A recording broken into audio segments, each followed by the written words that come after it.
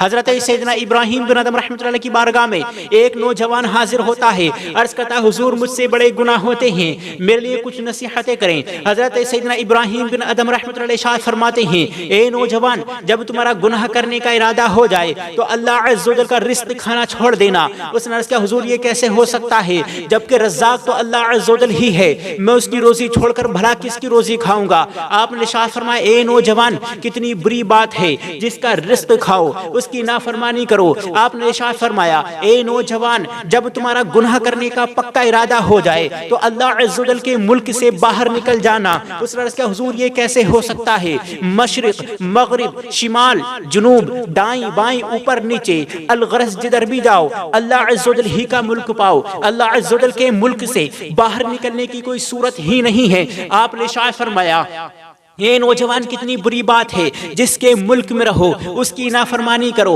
اے نوجوان جب تمہارا پختہ ارادہ ہو جائے کہ بس اب تو گناہ کر ہی ڈالنا ہے تو اللہ عز و جل سے اپنے آپ کو چھپا لو۔ اس نے عرض کیا حضور یہ کیسے ہو سکتا ہے، اللہ عز و جل سے چھپنا تو ناممکن ہے۔ ہم جو من میں سوچ رہے ہوتے ہیں، جو ہمارے خیالوں میں چل رہا ہوتا ہے، اللہ عز و جل اس سے بھی باخبر ہے، اللہ عز و جل ہمیں ہر لمحہ دیکھ رہا ہے۔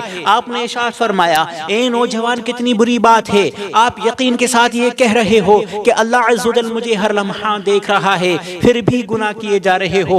اے نوجوان جب تمہاری روح قبض کرنے کے لیے حضرت عیسیٰ علیہ السلام تشریف لے کر آئیں تو ان سے کہہ دینا کہ مجھے تھوڑی مہلت دے دیں تاکہ میں گناہوں سے توبہ کر لوں۔ اس نے عرض کیا حضور یہ کیسے ہو سکتا ہے، میں تو بے اختیار ہوں، موت کا وقت مقرر ہے، فوراً میری روح قبض کر لی جائے گی اور مجھے موقع بھی نہیں ملے گا۔ آپ نے ارشاد فرمایا، اے نوجوان ابھی یہ جو تمہارے پاس وقت ہے اس کو بھلا غنیمت جانتے ہوئے گناہوں سے توبہ کیوں نہیں کر لیتے؟ کس چیز کا انتظار ہے، کس بات کا انتظار ہے؟ یہ نوجوان جب تمہیں نہلا دھلا کر تمہیں قبر میں لٹا دیا جائے اور منکر نکیر علیہ السلام جب تم سے سوال و جواب کرنے کے لیے تشریف لائیں تو انہیں ہٹا دینا۔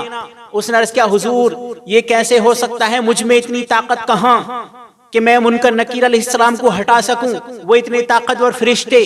آپ نے ارشاد فرمایا، اے نوجوان جب تم میں اتنی طاقت نہیں کہ انہیں نہیں ہٹا سکتے تو ان کے سوالوں کی جواب کی تیاری ابھی سے کیوں نہیں کر دیتے؟ جب روز قیامت تمہیں جہنم میں لے جانے کا حکم ہو جائے تو کہہ دینا کہ میں نہیں جاتا۔ اس نے عرض کیا حضور یہ کیسے ہو سکتا ہے، وہ طاقتور فرشتے منہ کی بل گھسیٹتے ہوئے جہنم میں ڈال دیں گے۔ اے نوجوان تمہارا حال یہ ہے کہ اللہ عز و جل کے رزق سے باز نہیں آ سکتے، اللہ عز و جل کے ملک سے باہر نہیں نکل سکتے، موت سے تم نہیں بچ سکتے، منکر نکیر کو تم نہیں ہٹا سکتے۔ کل قیامت میں اگر جہنم میں لے جانے کا حکم ہوگا تو تم اس کو نہیں ٹال سکتے اور تم اللہ عز و جل سے بھی نہیں چھپ سکتے۔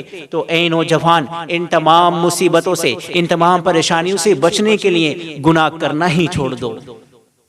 صحیح بات ہے، ان تمام پریشانیوں سے بچنے کے لیے گناہ کرنا ہی چھوڑ دو۔ وہ شخص زار و قطار روتا ہے اور سچے دل سے توبہ کرتا ہے اور مرتے دم تک توبہ پہ قائم رہتا ہے۔